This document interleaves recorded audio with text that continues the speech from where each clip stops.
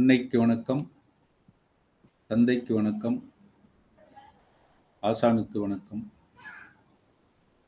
அஞ்சு முகம் தோன்றில் ஆறு முகம் தோன்றும், வெஞ்சமரில் அஞ்சலென வேல் தோன்றும், நெஞ்சில் ஒருகால் நினைக்கின் இருகாலும் தோன்றும், முருகா என்று ஓதுவார் முருகா. எல்லாரும் நல்லா இருப்பீங்க. வாழ்க வளமுடன். இப்போ இன்னைக்கு ஆய்வுல போட்டிருந்தது ஒரு அருமையான ஜாதகத்தை போட்டிருந்தாரு. உண்மையிலேயே எதுக்காக பாடம் நடத்துறவங்களே ஜாதகம் போட்டுக்கிறாரு அப்படின்னா ரொம்ப சிக்கல் இல்லாம இருக்கும். அதுக்காக தான் அதை பயன்படுத்துறது. ஏன்னா விடை தெரிந்தது, ஆய்வுக்கு நல்லா இருக்கும்ட்டு. இன்னைக்கு ஆய்வுல போட்டிருந்தது ஒரு நல்லது. அதனால நான் அதை எடுத்துக்கிட்டே பண்ண போறேன். ஏன்னா நேரடி விடை வரல. ஜோதிடம் எல்லாரும் பயப்படுறதுக்கு காரணம் என்னன்னா, நிறைய பக்கம் போய் படிக்கிறோம். அங்க கொடுக்கிற உதாரண ஜாதகம் மாதிரி ஒரு ஜாதகம் வருதான்னு பாத்தீங்கன்னா ஒண்ணு கூட நம்மகிட்ட வர்றதில்லை. வந்த உடனே பார்த்தா பதிலே எடுக்க முடியாத மாதிரி தான் வருது. சோ இன்னைக்கு ஐயா போட்டிருந்த ஜாதகம் குழுவுல போட்டிருந்தது அதே மாதிரி ஜாதகம் தான். அதனால அந்த ஜாதகத்தை சொல்லுங்க, அதையே போட்டுருவோம். ஏன்னா நேரடி தொடர்பு அதுல வரல. அதனால சார் ஒரே ஒரு டவுட் சார், அதுல டிகிரி எல்லாம் போட்டிருக்கேன், டிகிரி எப்படி கண்டுபிடிக்கிறது? டிகிரி எப்படின்னா, உங்களுக்கு ஜாதகம் கணிக்கும் பொழுது இப்ப எல்லாம் சாப்ட்வேர்ல கணிக்கிறாங்க. அந்த சாப்ட்வேர்ல கணிக்கும் பொழுது டிகிரி அதுலயே இருக்கும். ஐயா வணக்கம். ஐயா வணக்கம். வணக்கம். நாங்க எந்த சாப்ட்வேர் யூஸ் பண்ணிக்கிறோம்? இருங்க நான் சொல்றேன். அப்படி இல்லாம நாம பஞ்சாங்கம் வச்சு கணிச்சாலும், பஞ்சாங்கத்தில் என்னுடைய முதல் அடிப்படை வகுப்புல யூடியூப்ல ஃப்ரீ இதை கொடுத்துருப்பேன்னு நினைக்கிறேன். பஞ்சாங்கத்தை எப்படி பயன்படுத்துவது அப்படின்னு சொல்லிட்டு, குறிப்பிட்ட தேதியில குழந்தை பிறந்த அன்னைக்கு ராசி கட்டம் போட போறோம். அந்த ராசி கட்டத்துல எந்தெந்த கிரகங்கள் எந்த ராசியில இருக்குன்னு இருக்கும், எந்த நவாம்சத்தில் இருக்கிறது அப்படின்னும் இருக்கும். அதுலயே இன்னும் ஒரு கொஞ்சம் தள்ளி போய் பாத்தீங்கன்னா எத்தனை டிகிரியில இருக்குன்னு, ஒவ்வொரு கிரகமும் எந்த தேதியில எந்த டிகிரியில பாகையில இருக்கு அப்படின்னு பஞ்சாங்கத்திலே இருக்கும். அதனால அங்க இருந்து பாகை, பஞ்சாங்கத்திலே பாகை இருக்கும், அதையே எடுத்துக்கலாம். சாப்ட்வேர் அப்படின்னா இலவசமா அஸ்ட்ரோ சேஜ்னு சாப்ட்வேர் இருக்கு. இல்ல ஆன்லைன்ல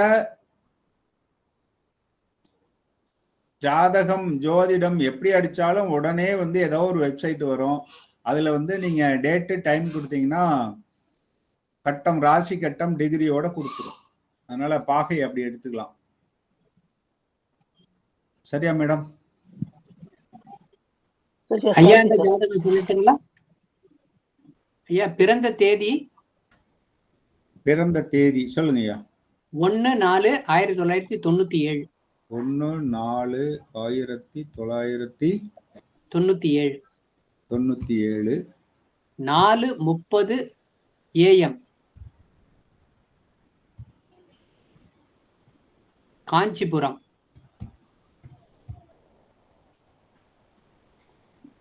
பெண்,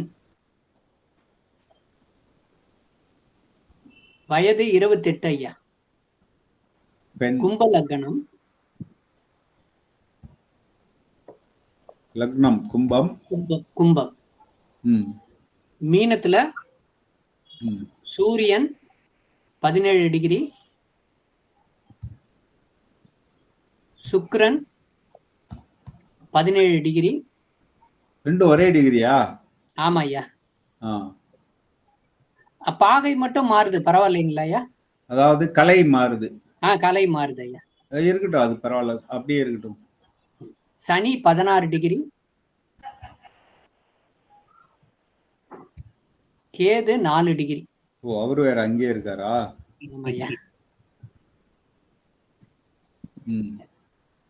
மேஷத்துல புதன்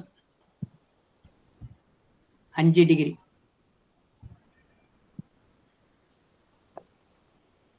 சிம்மத்துல செவ்வாய் 27 டிகிரி. கன்னியில ராகு.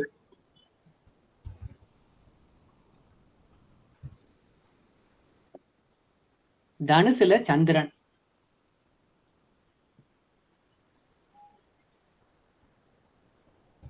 $19 டிகிரி. மகரத்துல குரு. குரு 21 டிகிரி. 21. வாழ்க வளமுடன். இவ்வளவுதான் இல்லையா? ஆமாய்யா. தற்போதைய வயது சொல்லியிருந்தீங்க, அதாவது நடப்பு வயது இல்லையா? 28. இது நடப்பு வயது, அத குறிச்சுக்குங்க. இப்ப நடப்பு வயது அப்படின்னா இந்த ஜாதகிக்கு பிருகு லக்னம் எங்க இருக்கும்? 24, 25, 26, 27, 28.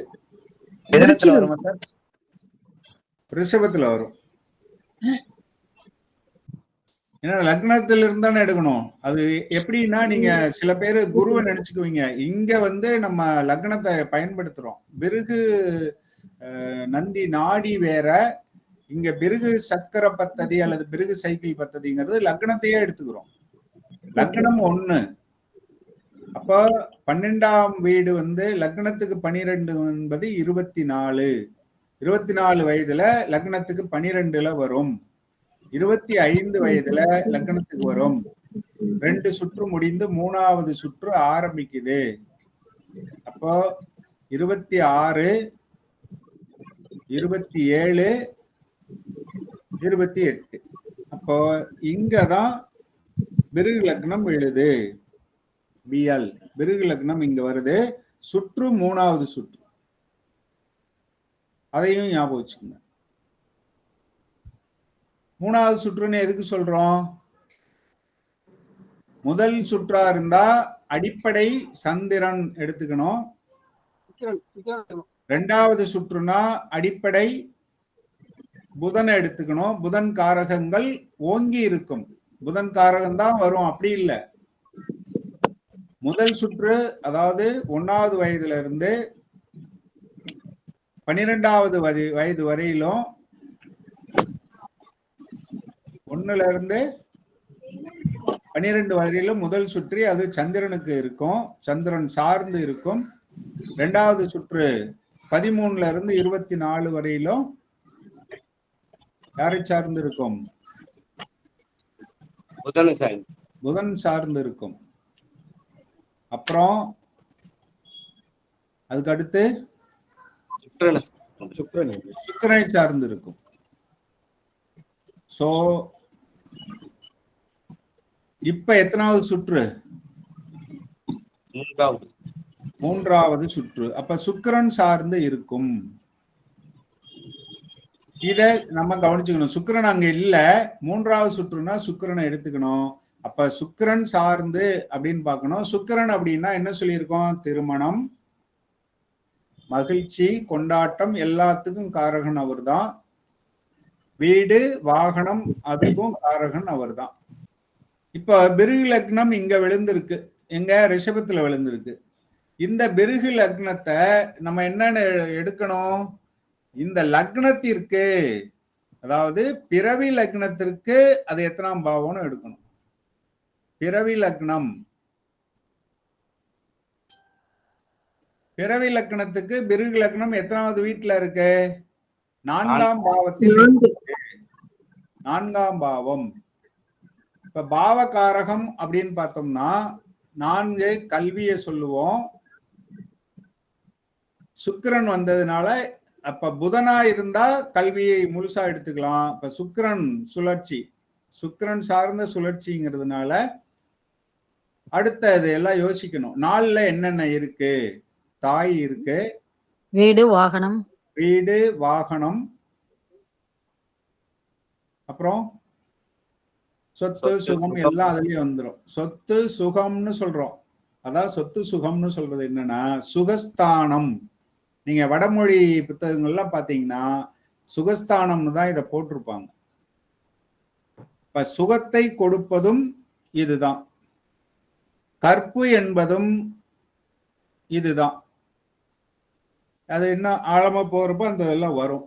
சோ சுகஸ்தானம். அப்ப ஏன் 2, 4, 7, 8, 12 பாவகிரகங்கள் இருந்தால் தோஷம்னு சொன்னாங்கன்னு இப்ப புரியுதா? 4 சுகஸ்தானம், அதுல ஒரு பாவகிரகம் இருந்தால் அப்ப சுகத்தை தவறான வழியில் தேட தூண்டலாம் அப்படிங்கிற நோக்கத்துல தான், அந்த காரணத்துக்காக தான் இந்தந்த இடத்துல ராகு சனி இருக்கக்கூடாதுன்னு சொன்னாங்க. செவ்வாய்,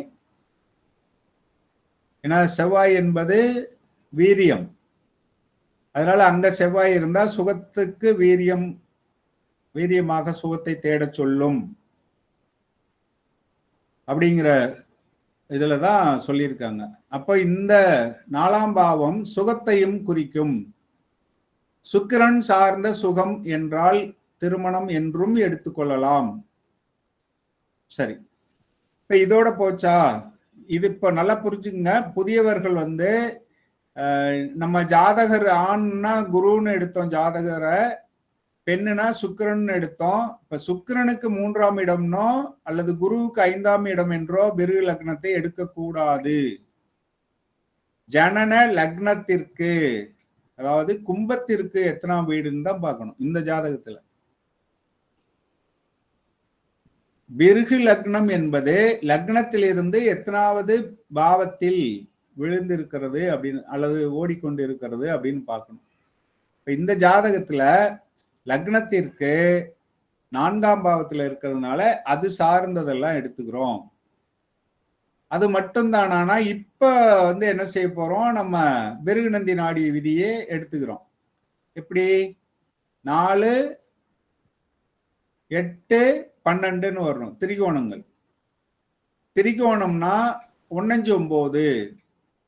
ஏன்னா நேத்திக்கு கேட்கும் பொழுது சார் என்ன கேட்டாரு, திரிகோணம் அப்படின்னா இந்த இன்னொன்னு வருது இல்லையா, மூல திரிகோணம்னு.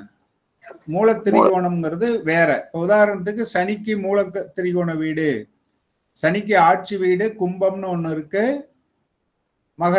மகரம் கும்பம் ரெண்டும் சனிக்கு ஆட்சி வீடு. அதுல கும்பம் மூல திரிகோண வீடு, அதாவது அங்க கொஞ்சம் பவர் இருக்குன்னு அர்த்தம். ஆட்சி வீட்டை விட மூல திரிகோணம் கொஞ்சம் பவர். அப்படின்னா அது கொஞ்சம் வித்தியாசமான பவர், அதெல்லாம் குழப்பிக்க வேண்டாம் நம்ம. அந்த மூல திரிகோணம் வேற, இங்க வர்றது திரிகோணம். அதுக்காக நம்ம இந்த குழப்பமே வேண்டாம். 1, 5, 9. இப்ப பிருகு லக்னம் ரிஷபத்துல இருக்கு அல்லது 4ல் இருக்கிறது, லக்னத்திற்கு 4ல் இருக்கிறது அப்படின்னா அதுல 4, 8, 12ன்னு வந்துரும். இப்ப 8ல ராகு இருக்கு, 12ல குரு இருக்கு, இவங்களை எல்லாம் எடுத்துக்கணும். ஏன்னா வித்தியாசமா ஜாதகங்கள் எடுத்துக்கும் பொழுதுதான் நமக்கு அடுத்தடுத்த விதிகள் எப்படி பயன்படுத்துறதுன்னு புரியும். இங்க 3, 7, 11 பார்வையெல்லாம் எடுக்கக்கூடாது. 1, 5, 9 மட்டும்தான் எடுக்கணும். அப்ப பிருகு லக்னத்திற்கு 1, 5, 9ல் என்ன பாவங்கள் வருது, என்ன காரக கிரகங்கள் வருது, அல்லது அதாவது பாவ அதிபதி, எந்த பாவ அதிபதி வராருன்னு பார்த்துக்கணும். இப்ப இங்க 4, 8, 12 இப்ப சம்பந்தப்படக்கூடிய கிரகங்கள் குரு சம்பந்தப்படுறாரு. குரு லக்னத்திற்கு 2, 11ஆம் அதிபதி. இப்ப 2, 11 பார்த்துக்கணும். 4 இருக்கு நமக்கு, 8 இருக்கு, 2, 12 சுற்றுக்கான கிரகம் சுக்கிரன் இருக்கு. இதெல்லாம் வச்சு ஒரு முடிவுக்கு வரணும். எப்படி வரலாம்?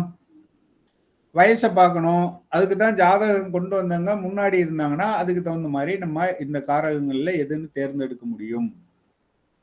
இன்னும் ஒரு முக்கியமான விஷயம் என்ன புரிஞ்சுக்கணும்னா, திருமணம் என்பது 7 மட்டும் அல்ல, அல்லது 7 திருமணத்தை உண்மையிலேயே குறிக்கல. அது நமக்கு சூசகமா திருமணம்னு வச்சிருக்காங்க. உண்மை என்னன்னா 7ஆம் பாவம் வந்து உறவுன்னு அர்த்தம். ஆண் பெண் உறவு, சமுதாயத்தால் அங்கீகரிக்கப்பட்ட உறவு. அப்ப உறவு ஏற்படுவதற்கு, ஒரு ஆண் பெண் உறவு ஏற்படக்கூடிய வாய்ப்பை தருவது 7ஆம் பாவம். அது நல்லபடியா இருந்தா அங்கீகரிக்கப்பட்ட உறவாக இருக்கும். 3ம் ஆண் பெண் உறவுதான், 11ம் ஆண் பெண் உறவுதான். ஆண் பெண் சேர்க்கை ஏற்படுவதற்கு 11ஆம் பாவம் துணை செய்யும், 3ஆம் பாவம் துணை செய்யும், 7ஆம் பாவம் துணை செய்யும். 7 என்பது அங்கீகரிக்கப்பட்ட உறவு. அதுக்கு மேல மத்தத நம்ம புரிஞ்சுக்கலாம். சரி, அங்கீகாரம் தரக்கூடியது என்னன்னு பாத்தீங்கன்னா இங்கதான் 8ஆம் பாவம் வருது. அதுவும் நம்ம இப்ப கொஞ்சம் மனசுல வாங்கிக்குவோம். நம்ம என்ன சொல்லியிருக்காங்க, 7, 8ல ராகு செவ்வாய் இருந்தா தோஷம்னு சொல்றாங்க. அது ஏன் 7 தான் திருமணம், 8 ஏன் அப்படி சொன்னாங்க? மாங்கல்யம், ஆணுக்கும் மாங்கல்யம் உண்டுன்றாங்க. அதாவது பெண்ணுக்கு மாங்கல்யத்தை வாங்கக்கூடிய பாக்கியம், ஆணுக்கு மாங்கல்யத்தை கட்டக்கூடிய யோகம். 8 நல்லா இருந்ததா அவர் தாலி கட்டுவார். இப்ப இங்க 8ம் சம்பந்தப்படுது. ஆண் பெண் 2 பேருக்குமே 8 வந்து மாங்கல்ய ஸ்தானம். பெண்ணுக்கு தான் மாங்கல்ய ஸ்தானம்னு நினைப்போம், ஆனா அப்படி இல்லை. பழைய புத்தகங்கள்ல எல்லாம் சொல்லியிருக்கு, ஆணுக்கும் அது பார்க்கணும் அப்படின்னு தான் சொல்லியிருக்காங்க. மாங்கல்ய ஸ்தானம் என்பது ஆணுக்கும் உண்டு. அப்ப 8ம் நல்லா இருக்கணும். அதுக்குதான் 8ல ராகு இருந்தா தோஷம் அப்படின்னு சொல்லிடுறாங்க.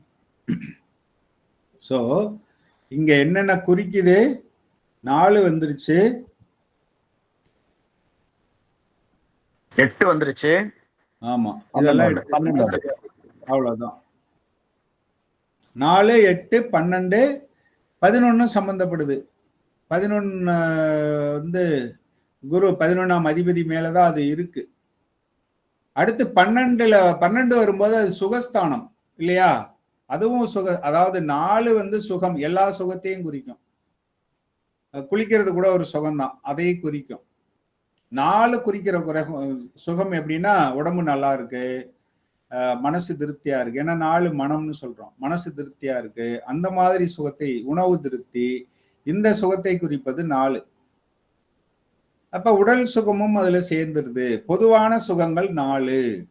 ஒருத்தர் நல்லா இருக்கு, 4 நல்லா இருந்தாதான் ஒருத்தர் வந்து சுகமா இருப்பார். வசதி கூட இல்லாம இருக்கலாம், ஆனா சுகமா இருப்பார், டென்ஷன் இல்லாம. 12 என்பது போகம். அப்ப இது ரெண்டுமே என்ன சொல்லுது? 12ல வைதோட்டம் அல்லது பிருகு லக்னம் குறிக்குது அப்படின்னா போகத்தையும் குறிக்குது. 8 மாங்கல்ய ஸ்தானத்தை குறிக்குது. அப்போ திருமணம்னு எடுத்துக்கொள்ளலாம். வாழ்க வளமுடன். வாழ்க வளமுடன். இப்பதான் ஜாயின் பண்றீங்களா? மைக்க மீட் பண்ணீங்க மேடம். இதுல ஏதாவது சந்தேகம் இருக்கா? ரொம்ப அடிப்படையா திரும்ப போறோம். கொஞ்சம் சீனியர்ஸ் பொறுமையா இருங்க. ஒரு 2 நாளைக்கு பொறுமையா இருங்க, அப்புறம் நம்மள ஆழமா போலாம். இதுல ஏதாவது சந்தேகம் இருக்கா? ஐயா, குரு வந்து 11க்கு எடுத்துக்கிறோம், அப்ப மேல 2க்கும் எடுத்துக்கணுங்களா? ஆமா, சொன்னேன், முன்னாடி சொன்னனே, குடும்பஸ்தானம் இல்லையா? நன்றி. அப்ப குடும்பம் அது திருமணத்தை குறிக்கும். குடும்பம் என்பது திருமணத்தை குறிக்கும். 2, 8 வரும்போதே அது குடும்பத்தில் மாங்கல்யம் அப்படின்னு நம்ம எடுக்கலாம். அப்ப நிறைய ஜாதகங்கள் நம்ம பார்த்து இந்த மாதிரியான ஒரு அமைப்பு வரும்பொழுதுதான் நமக்கு இதை இப்படி எடுக்கலாம் அப்படின்னு தோணும். அதுக்காக தான் நான் இந்த ஜாதகத்தை எல்லாம் போட்டு ஆய்வு செய்ய மாட்டாங்க. ஏன்னா நேரடியா பதில் வரல, குழப்பம். அப்ப நான் உங்களுக்கு நிறைய விளக்கம் சொல்ல வேண்டி இருக்கும். அதுக்காக தவிர்த்துட்டு நேரடியா விடை வர்றதை போடுவாங்க. நான் பொதுவா ஜாதகம் ரெடி பண்ணி வச்சுக்கிட்டுலாம் வந்து உட்கார்றது இல்லை. வரட்டும் பார்ப்போம் அப்படின்னு சொல்லிட்டு, இப்ப நீங்க போட்டீங்க, அதையே சரி இதுல சொல்லிடுவோம் அப்படின்னு சொல்லிட்டேன்.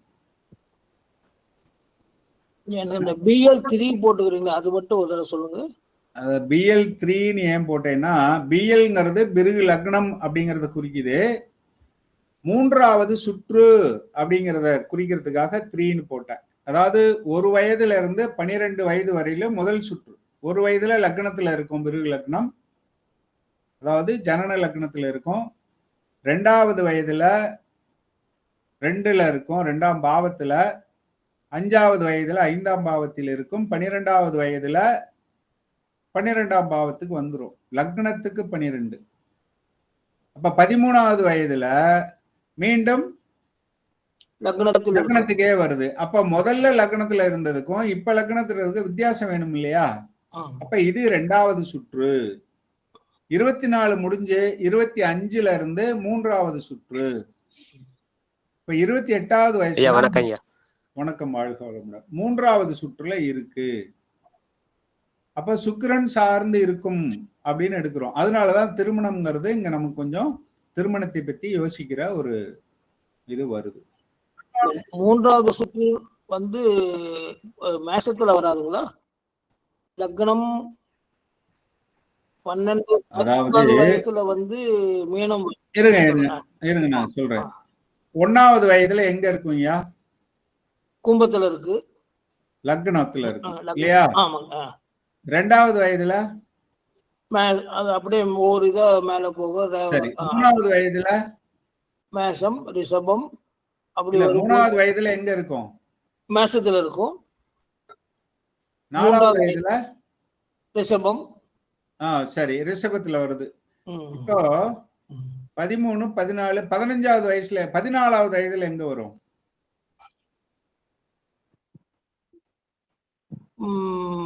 மேஷம். மேஷம் வரும். முன்னாடியே ஒரு மேஷம் சொன்னீங்களே, அந்த மேஷத்துக்கு இந்த மேஷத்துக்கு என்ன வித்தியாசம்? அது 2வது வயதுல வருது, இது 13வது வயதுல வருது. அப்போ ஒரு சுத்து முடிச்சிட்டு 2வது சுத்துல வருது இல்லையா? ஆமாங்க. 2வது சுற்று. அப்ப சுற்றுங்கிறது 12. ஒரு 12 முடிச்சா ஒரு சுற்று. 2வது 12ல இருந்தா 2வது சுற்று. சரிங்க. அப்ப 24 முடிஞ்சு 3வதா சுத்திக்கிட்டு இருக்கு இல்லையா? ஆமாங்க. இப்ப வயது 27னாலும் மேஷத்துல வரும். அதே சமயத்துல 3வது சுற்று தான். 3ங்கிறது எத்தனாவது சுற்று என்பதை குறிக்குது. 3வது வீடுங்கிறத குறிக்கல, சுற்று. சரி. 48 வயசுக்கு மேல போச்சுன்னா 4வது சுற்று. அது 12ல எங்க வேணாலும் இருக்கலாம். லக்னத்துல இருக்கலாம், 2வது வீட்டுல இருக்கலாம், எங்க வேணாலும் இருக்கலாம். 3 குழப்புச்சுன்னா நீங்க போட்டுக்க வேண்டாம் 3. சரி. அது 12 12ஆ வருது. ஒரு 12க்கு ஒரு சுற்று, 2வது 12க்கு 2வது சுற்று, 3வது 12 3வது சுற்று. ஒரு கேள்வி கேளுங்க. சரி, முதல் சுற்றுக்கு வந்து லக்னத்துல இருந்து என்றோம் ஒண்ணுன்னு சொல்லிட்டு கரெக்ட்? ஆமா. 2வது சுற்று வந்ததுல மீனத்துல இருந்தா மீனத்துல இருந்தா என்னன்னா ஒண்ணுன்னு இல்ல. இப்ப 1ல இருந்து 12 வயசு வரையில உள்ளது முதல் சுற்று இல்லையா? ஓகே. அது இப்ப மகரத்துல முடிஞ்சிடும். மகரத்துல முடியுதுன்னா அப்ப திரும்ப லக்னத்துக்கு லக்னத்துலதான் ஆரம்பிப்போம். 13 வயசு. அப்ப நீங்க அப்ப 3வது சுற்று வந்தால மேசத்துல தானே ஆரம்பிக்கும், அதுக்கு வராத? இல்ல இல்ல இல்ல. அதாவது 12 வயது முடிஞ்சு 13வது வயது. இருங்க, நான் போட்டு காட்டிடுறேன். என்ன சந்தேகம் அதுக்கு இருந்துச்சுன்னா அப்படியே குழப்பம் இருந்துகிட்டே இருக்கும். ஒரே நிமிஷம், கொஞ்சம் மத்தவங்க எல்லாம் பொறுத்துக்குங்க. ஒரு 2 நாளைக்கு அப்படிதான் இருக்கும்.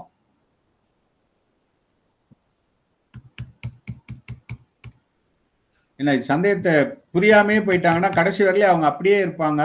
அப்புறம் அது பிரயோஜனம் இருக்காது. இப்போ இது லக்னம்.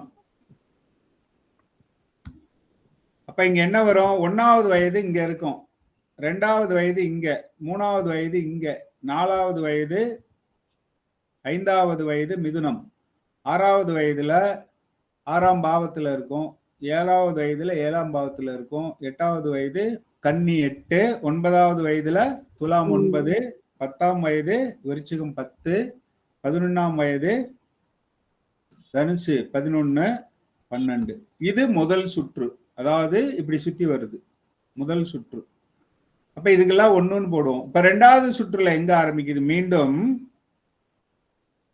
13 இங்கதான் வரும் இல்லையா? இப்ப 13 என்னன்னு சொல்லணும்? 2வது சுற்று இது. திரும்ப இங்க என்ன வரும்? 14 எங்க வரப்போகுது? 2ஆம் பாவத்துல தான் வரப்போகுது. ஆனா அது 2வது சுற்று.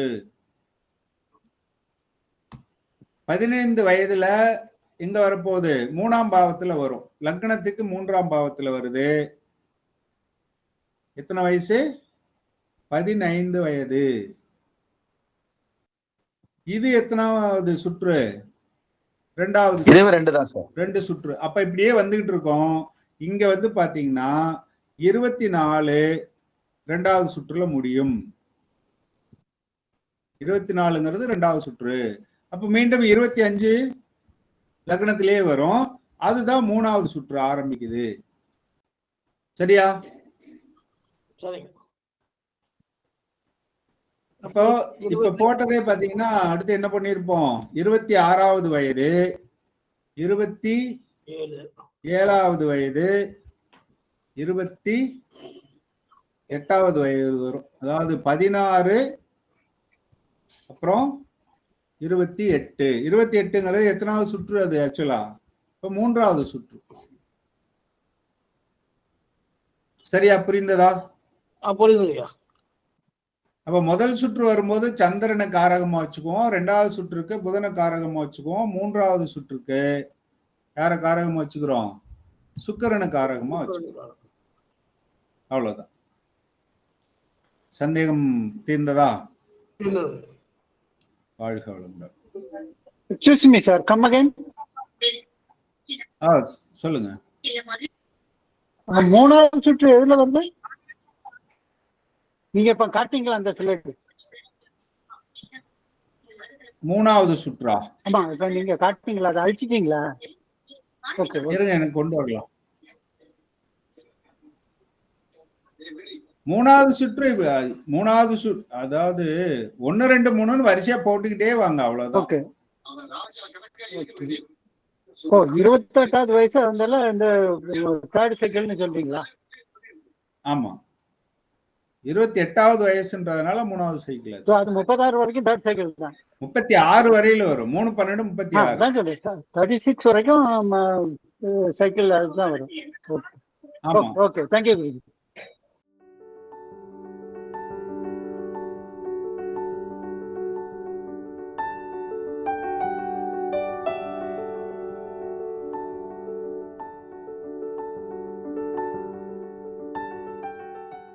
இன்னும் நீங்க அப்படியே 4வது சுற்று 5வது சுற்றுன்னு அப்படியே வச்சுக்கலாம். இல்லையா? இதுக்கு ஒவ்வொரு கட்டம் போட்டு 1 to 12 போடணும். 2வது கட்டம் போட்டு 13ல இருந்து போடணும். ஒவ்வொரு கட்டமா போட்டுக்கிட்டு வரணும் திரும்ப திரும்ப. இதுவும் போதும், ஓரளவுக்கு புரிஞ்சிருக்கு. இதுக்கும் புரியல, கொஞ்சம் கஷ்டம். சார், ஒரே ஒரு டவுட் சார். 3வது சுற்றுக்கு அப்புறம் 4வது சுற்றுக்கெல்லாம் என்ன வைக்கணும்? 4 போட்டுக்கணும். 4 4எல்லாம் போட வேண்டாம். 4வது சுற்று வந்து சூரியன். ஓ, அப்படி வரணுமா? எழுதிங்க. எழுதிங்க. முதல் சுற்று சந்திரன்,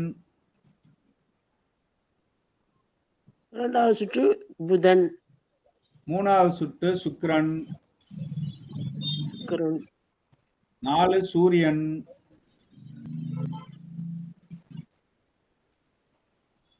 5 செவ்வாய், 6 குரு, 7 சனி. 7ன்னு போட்டு நீ அவ்வளவுதான். 2 எழுத்து எழுத எவ்வளவு நேரம் ஆக போகுது? 8 சந்திரன் மீண்டும்.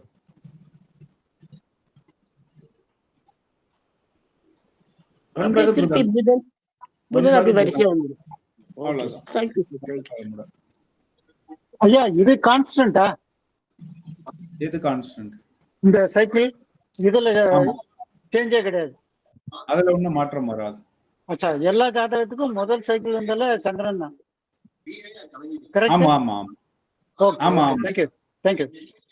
தாயில இருந்து ஆரம்பிக்கிறோம். முதல்ல குழந்தை பிறந்த உடனே தாயினுடைய அரவணைப்புல தான் இருக்கும். அதனால தாய் காரகம்னு ஆரம்பிக்கிறோம். 2வது வயசுல அந்த 2வது வயசுல 2வது சுற்று 13ல இருந்து கல்வி இண்டிவிஜுவலா கல்வி படிக்க ஆரம்பிச்சிருக்கும்.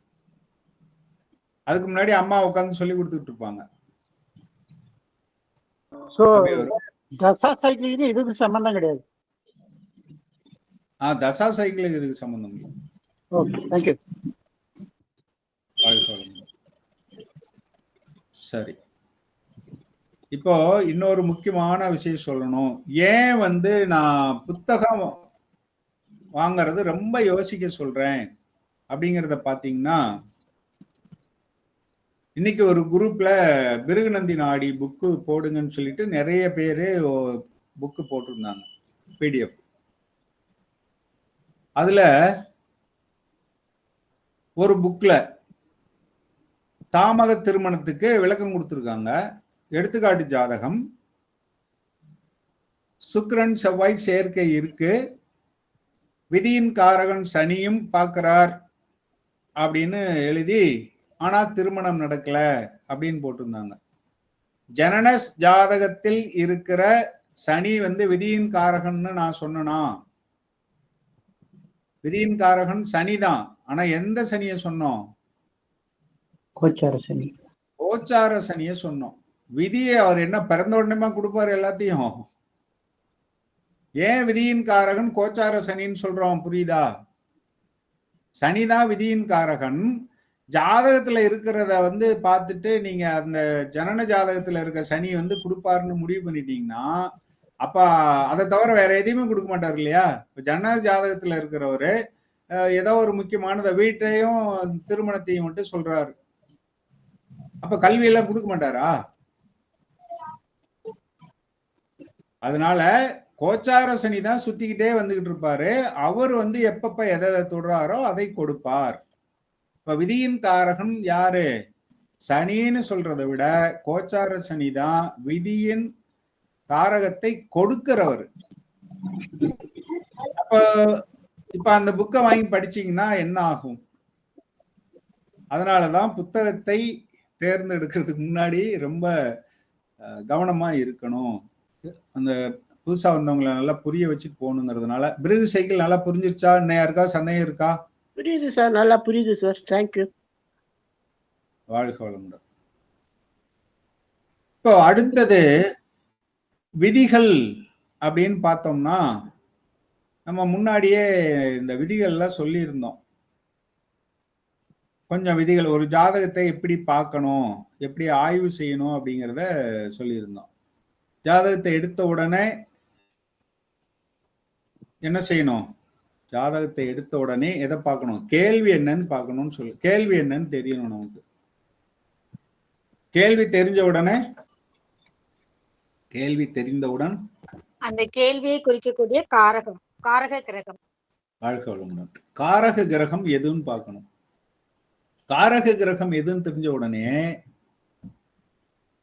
அதுக்குள்ள தொடர்பை பார்க்கணும். தொடர்புங்கிறது என்னென்ன முக்கியமான தொடர்பை சொல்லுங்க. சேர்க்கைன்னு சொன்னோம் இல்லையா? 1, 5, 9. 1, 5, 9 என்பது லக்னமா என்னன்றத சொல்லுங்க.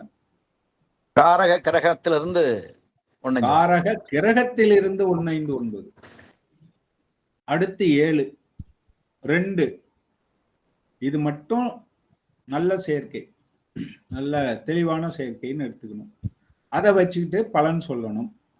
இந்த சேர்க்கை எல்லாம் அந்த காரக கிரகத்திற்கு, அந்த காரகத்திற்கு கிடைக்கும். அவங்க வந்து நட்பு கிரகமா இருந்தா நல்லது, பகை கிரகமா இருந்தா சரியா இருக்காது. கெட்டதுன்னு நான் வார்த்தை எப்பவுமே சொல்றது இல்ல, நீங்களும் அப்படி சொல்லாதீங்க. கொஞ்சம் குறைச்சலா இருக்கும், தடையாகும், தாமதமாகும் சொல்லணுமே தவிர கிடைக்காதுன்னு எப்பவுமே சொல்லாதீங்க. எப்பொழுது கிடைக்கும் என்பதற்கு தான் என்ன சொன்னோம்? இந்த 2 மட்டும் வச்சுட்டீங்கன்னா நீங்க பலன் சொல்லிடலாம். சேர்க்கை என்பது கொடுப்பினை, அது கிடைக்கும். எப்படி கிடைக்கும் என்பது யார் யாரு சேர்ந்திருக்காங்கன்றதை பொறுத்து. நண்பர்கள் சேர்ந்தாங்களா, பகைவர்கள் சேர்ந்தாங்களா? காரக கிரகத்துக்கு நட்பா இருந்து வேற 2 பேரும், அவங்க 2 பேருக்குள்ள பகை, அந்த கிரிக்கெட் சொன்னேன், வேற அவங்க சேர்ந்திருக்கவங்க 2 பேருக்கு இடையில பகையா இருந்தா, புதுசா வந்தவங்களுக்கு சொல்லணும்னா, ஒரு கிரிக்கெட்ல போன வாரம் ஒரு படம் பார்த்ததுல மாமனார் மருமகன், அதாவது கல்யாணத்துக்கு முன்னாடி, அப்பதான் மருமகன் ஆக போறான், அவங்க 2 பேருக்கும் ஆகாது. ஒரு டீமுக்காக விளையாடுவாங்க. அந்த டீம் லீடருக்கு 2 பேரும் தலைவர், டீம் லீடருக்கு 2 பேரும் ஃப்ரெண்டு. அப்ப டீம் ஜெயிக்கணும்னு தான் விளையாடுறாங்க. ஒரு கேட்ச 2 பேரும் பிடிக்க போயிட்டு லீவிட்டு சொல்றதுக்கு ஈகோ 2 பேருக்கும். நான் என்ன உங்ககிட்ட சொல்றது, நீ என்ன என்கிட்ட சொல்றதுன்ட்டு 2 பேருமே ஒன்னும் சொல்லாம விட்டுட்டு அவன் பிடிப்பான் இவன் பிடிப்பான் அவன் விட்டுறான். இது எதுக்கு மீண்டும் சொல்றேன்னா, பகை கிரகங்கள் இருந்தால் என்ன நடக்கும்? அது செய்யட்டும்னு இது விட்டுரும், இது செய்யட்டும்னு அது விட்டுரும். ரெண்டுமே செய்யாது. எது? அவங்க 2 பேருக்குள்ள பகை இருந்தால், காரக கிரகத்துக்கே பகையா இருந்தா செய்ய விடாது.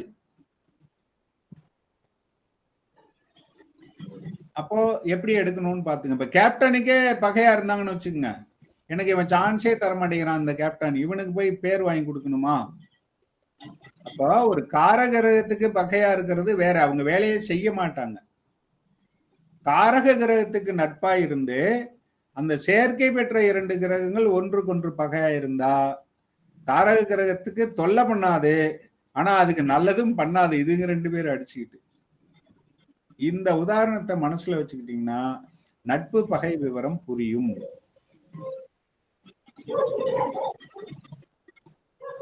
யாரோடது மைக் பாத்துக்குங்க. இந்த ஒரு விஷயம் சொல்றேன். இப்ப நீங்க ஆன்லைன்ல ஜாதகம் பாக்குறீங்க அப்படின்னா, இப்போ நடந்த சம்பவத்துக்கு ஒரு நாய் வளைக்குது ஒருத்தர் வீட்டுல இல்லையா?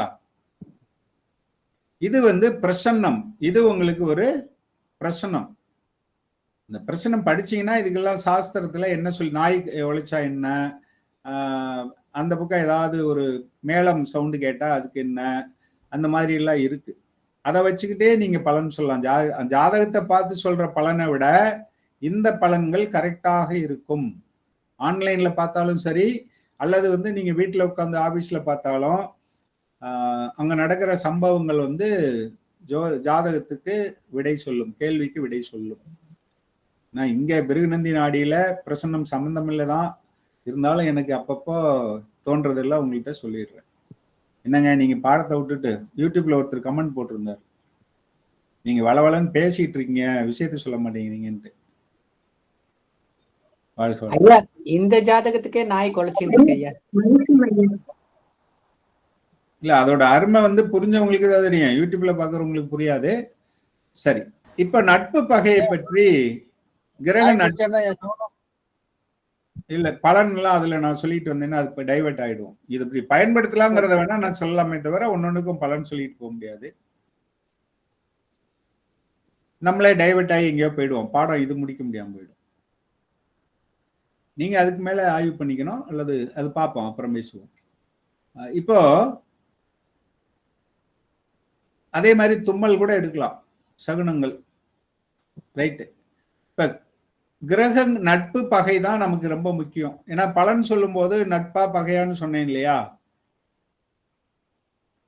அதுக்கு அடிப்படையில 2 குழுக்களாக பிரிச்சுக்கணும், 3 குழுக்களாக பிரிக்கலாம். ஒன்னு தேவ வர்க்கம், இன்னொன்னு அசுர வர்க்கம். பேசிக்கா 2. தேவ வர்க்கம் சூரியன் சந்திரன்,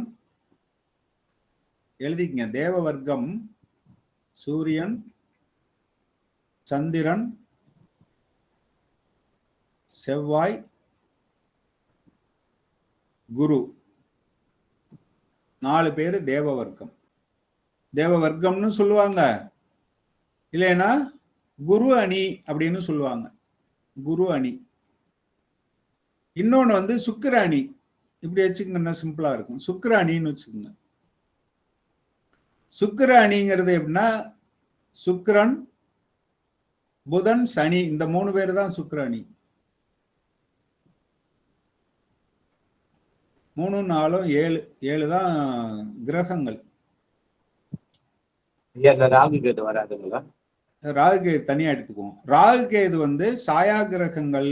அது ரெண்டுமே எல்லாருக்கும் பொதுவாக பார்க்கும்போது எல்லா கிரகங்களுக்குமே பகை.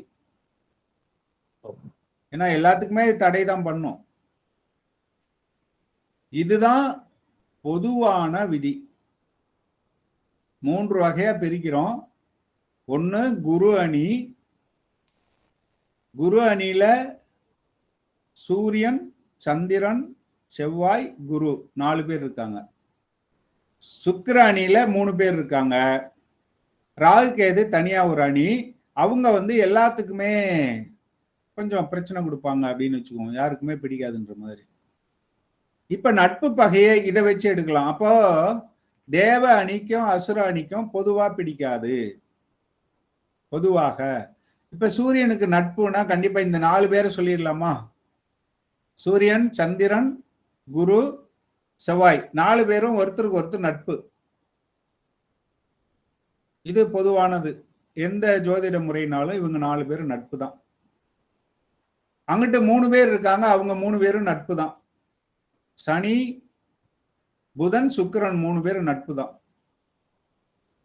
அப்ப அவங்கவுங்க வீட்டுல போய் இருந்தா நட்பு வீட்டுல இருக்காங்கன்னு அப்படி சொல்லிடலாம். இதுக்கு நிறைய வரையறைகள்லாம் வேற இருக்கு, அதெல்லாம் குழப்புவாங்க. ஒவ்வொருத்தரும் ஒண்ணு அந்த அளவுக்கு வேண்டாம். அதுக்குதான் மூலத்திரிகோண வீட்டிலிருந்து இத்தனாவது வீட்டுல இருந்தா நட்பு பகைன்னு எல்லாம் எடுப்பாங்க. அந்த இது வேண்டாம் நம்ம. இப்போ இந்த புதன் இருக்காரு இல்லையா, புதன் வந்து சூரியனையே சுத்திட்டு இருக்காரு. எப்பவுமே நெருக்கமா சுத்துறவர் அவரு தான், சூரியனுக்கு மிக அருகில. அப்புறம் என்னதான் ஆகாத பங்காளி வீட்டு பையனா இருந்தாலும், இப்போ ஒரு சீரியல் ஒண்ணு நடக்குது இல்லையா, பாண்டியன் ஸ்டோர் 2ஆ, அதுல பாருங்க ஆகாத வீட்டு பையன் இவங்க வீட்டுல வந்து இருப்பான். அந்த உதாரணத்தை எடுத்துக்கங்க. ஆகாத குடும்பம், ஆனா அவன் நட்பு இல்லையா? அது மாதிரி புதன் வந்து எதிரணியாக இருந்தாலும் சூரியனுக்கு நட்பு. புதன் சூரியன் நட்பு. இப்ப நட்பு பகை நம்மளே முடிவு பண்ணிக்கலாமா? பண்ணிக்கலாம் சார். அடுத்த எக்ஸம்ஷன் வந்துருச்சு. அடுத்து செவ்வாய்ங்கிறது நம்ம காரகம் அப்படின்னு பாக்குறப்ப கணவனுக்கு காரகமா சொல்றோம். சுக்கிரன் வந்து மனைவிக்கு காரகமா சொல்றோம். மனைவி கணவனும் கொஞ்சம் எதிரும்புதிருமா தான் இருப்பாங்க. அப்படி இருந்தாதான் கணவன் மனைவி. நீங்க கண்டிப்பா யாருமே இந்த அந்த தம்பதி இந்த தம்பதின்னு சொல்றதெல்லாம் எப்படிங்க சமசப்தமம் 7ஆம் பாவம்னு வச்சதுக்கு அப்புறம் அது எப்படிங்க ஒரே மாதிரி போக முடியும்? முடியாது இல்லையா? அதனால கண்டிப்பாக அப்படிதான் இருக்கும். சமசப்தமம் தான். அதாவது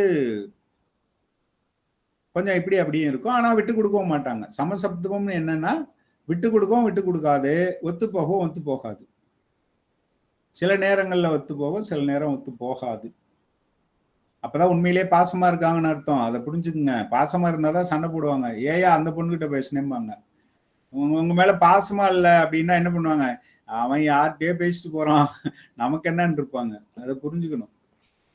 அதனால கணவன் மனைவி சண்டை வருதுன்னா நம்ம அதை தப்பா புரிஞ்சுக்க கூடாது. பரவாயில்லையே ஒரு பாசமா அவ்வளவு, ஏன் அவன்கிட்ட பேசின, ஏன் அவன் போன் பண்றான் அவனுக்குன்னு கேட்டா, ஓ நம்ம மேல அவ்வளவு பாசமா இருக்காரு அப்படின்னு சந்தோஷப்படணுமே தவிர, இருந்தாலும் எப்ப பார்த்தாலும் என்னைய சந்தேகப்படுறான் அப்படின்னு எடுக்கக்கூடாது. அந்த மாதிரிதான் கணவன் மனைவி உறவு. அப்போ செவ்வாய் சுக்கிரன் பகைன்னு எடுக்க வேண்டியது இல்லை. இங்க ஒரு எக்ஸம்ஷன் வந்துருது. நட்புன்னு எடுக்க வேண்டாம், பகைன்னு எடுத்துக்க வேண்டாம். கணவன் மனைவி எப்படி இருப்பாங்க? ரொம்ப நட்பாகவும் இருக்க மாட்டாங்க, ரொம்பவும் பகையாகவும் இருக்க மாட்டாங்க. இந்த மாதிரி எடுத்து. ராகு கேதுவை 2 அணிக்குமே பகையா பொதுவா, ஏன்னா அவங்க எப்பவுமே வித்தியாசமா இருக்கிறவங்க. நான் இப்ப உங்களுக்கு நட்பு பகை அட்டவணை கொடுக்க போறது இல்ல, இந்த கதையை சொல்லி உங்களுக்கு அப்படியே மனசுல பதிய வச்சுட்டேன். ராகு கேது பொதுவாவே எல்லாருக்கும் பகையா எடுத்துட்டு, உத்தரகாலாமிர்தம் அப்படின்னு நினைக்கிறேன், அதுலயோ இதுலயோ என்ன சொல்லியிருப்பாங்கன்னா, ராகுவை, அதாவது சனியை போல் ராகு, செவ்வாயை போல் கேதுன்னு சொல்லியிருப்பாங்க. சனியை போல் ராகு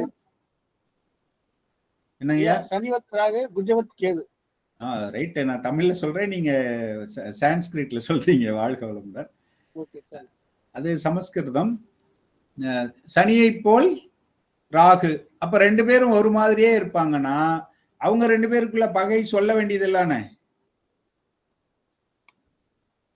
இப்போ ராகும் சனியும் சமம்னு எடுத்துக்கலாம். ஏன்னா பகைன்னு நம்ம நட்புன்னு சொல்ல வேண்டாம், பகைன்னு சொல்ல வேண்டாம். அப்ப செவ்வாயும் கேதும், செவ்வாய் கேது சொல்ல வேண்டியது. பகைன்னு சொல்ல வேண்டியதில்லை. வேற ஏதாவது ஒண்ணு சொல்லுங்க பார்க்கலாம். முக்கியமானது இன்னொன்னு சொல்லலாம். என்ன சொல்லலாம்? ராகு கேது அசுரர்களா தேவர்களா? அசுரர்கள். அசுரர்கள். அவங்களுக்கெல்லாம் குரு யாரு? சுக்கிரன். அப்ப சுக்கிரனுக்கு ராகு கேது எப்படி எடுத்துக்கலாம்? இதாங்க லாஜிக், வேற ஒண்ணும் இல்ல.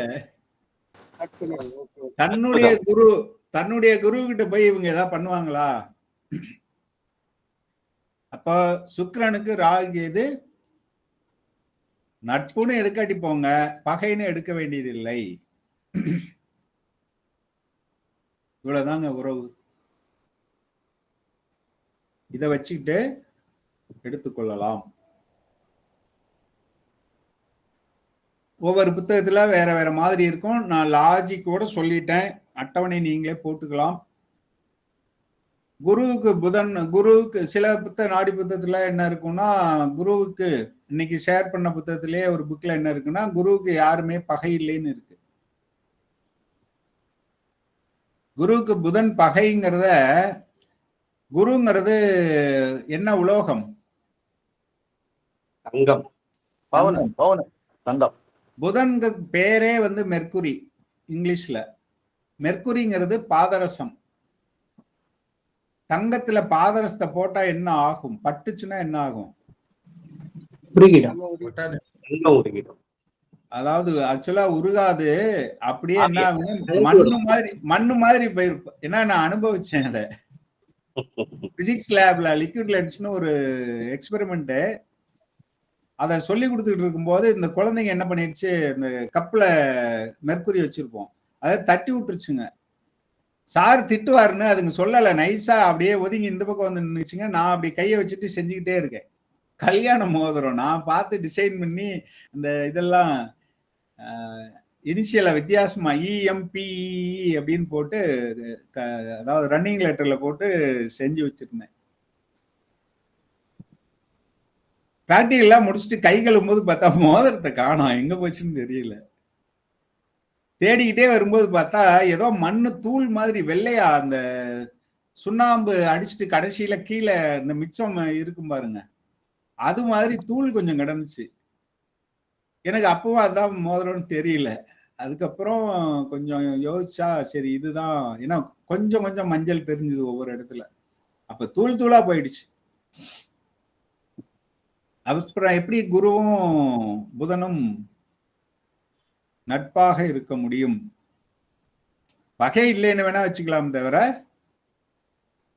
சரி நட்புன்னு வச்சுக்கலாம்னா ரெண்டு பேருக்கும் ரொம்ப பிடிச்சு போனதுனாலதான் அப்படியே மாறிட்டாங்க அப்படின்னு வச்சுக்கலாம். ஆனா அந்த நட்பு வந்து பாதகத்தை ஏற்படுத்தும்னு புரிஞ்சுக்கலாம்.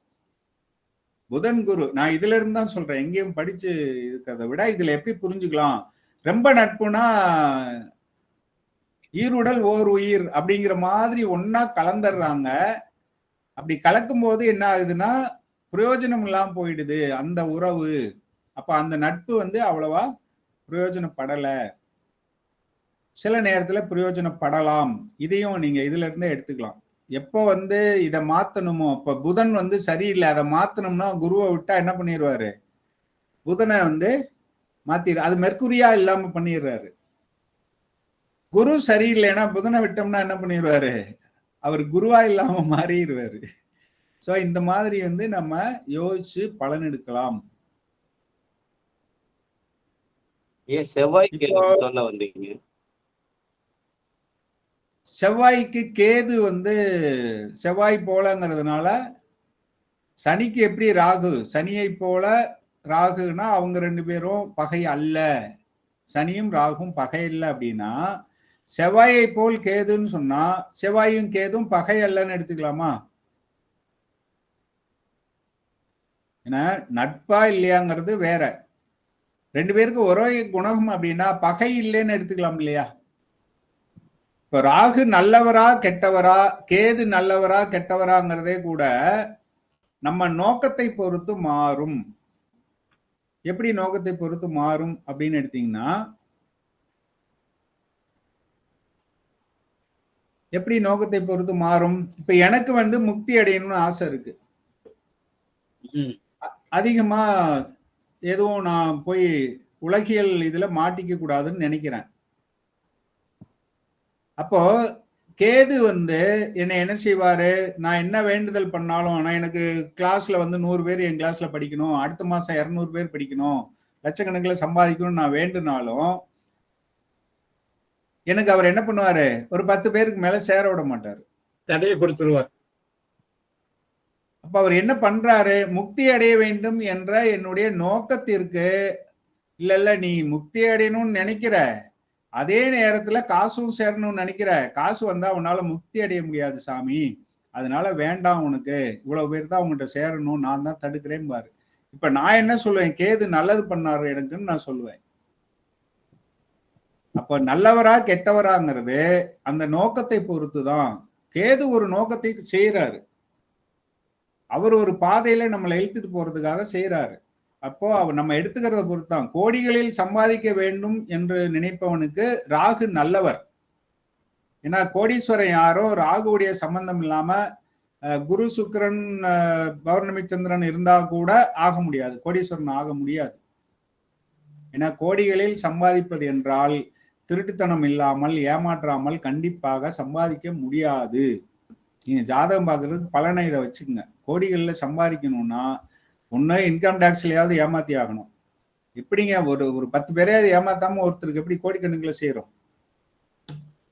அப்ப கண்டிப்பா ராகு சம்பந்தப்பட்டே ஆக வேண்டும். அப்ப அவரை பொறுத்தவரை எனக்கு ராகு திசை தாப்பா ரொம்ப சூப்பர் திசை, அதுல வந்துதான் இப்படி ஆணையம்பாரு. அவருக்கு அது நல்ல திசை. முக்தி அடையணும்னு, அதாவது அருள் உலகமா பொருள் உலகமான்னு பார்க்கும் பொழுது அருள் உலகத்துக்கு கேது நல்லவர், சுபர் அப்படின்னு வந்துடும். பொருள் உலகத்துக்குன்னு வர்றப்போ கேது அப்பா கேது போச்சு, இது வந்தாலே அவ்வளவுதான் அப்படின்னு நினைப்பாங்க. அதனால நன்மையா தீமையா என்பது நம்ம என்ன காரகத்தை எடுத்துக்கிறோமோ அதுதான். கேது தடை செய்வார் என்பதா, எதை தடை செய்வார்? பொருளாதாரம் கிடைப்பதை தடை செய்வார். அப்ப கேது காரகம் வந்துச்சுன்னா நம்ம என்ன செய்யணும்னா சின்ன சின்னதா செய்யணும், பெருசா செய்ய விட மாட்டார். நிறைய செய்யலாம், ஆனா சின்னதா செய்யணும். ஏன்னா இங்கதான் உங்களுக்கு கிரக காரகங்கள் தான் நாடிக்கு முக்கியன்றப்ப, அப்ப நட்பு பகையை நம்ம சரியா புரிஞ்சுக்கணும். சில நேரத்துல வேற மாதிரி கூட எடுக்க வேண்டியிருக்கும். திருமணத்திற்கு இவர் நட்பா இருப்பாரா பகையா இருப்பாரா, அப்ப அருளணியா பொருளணியான்னு நீங்க போயிடணும். திருமணத்தை பொறுத்தவரையில கேது தடை பண்றவரா இருப்பார், ஆனா ராகு என்ன பண்ணுவாரு, சேர்த்தி வைப்பார். ஏன்னா போகக்காரகன் ராகு, மோகக்காரகன், அதனால அவரு நன்மையாக இருப்பார். அப்போ நீங்க ராகுவனுடைய குணம் நட்பு பகைங்கிறது மாறுதா? அப்ப இடத்துக்கு இடம் நம்ம நட்பா பகையாங்கிறத மாத்தணும். ஒரு கத்தி நல்லதா கெட்டதான்னு ஈஸியா சொல்லிட முடியுமா?